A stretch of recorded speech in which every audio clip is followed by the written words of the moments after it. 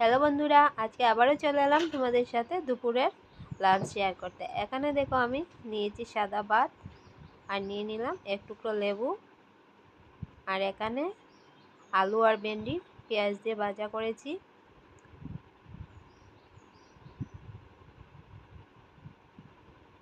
আর এখানে দেখো নিয়ে নিচ্ছি মিক্সড ডাল। তো ডালটা নিরামিষই করেছি।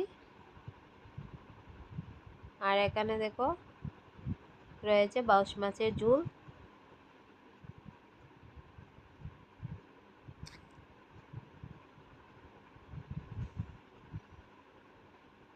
আর দেখো এখানে মুরগির মাংস নিয়েছি।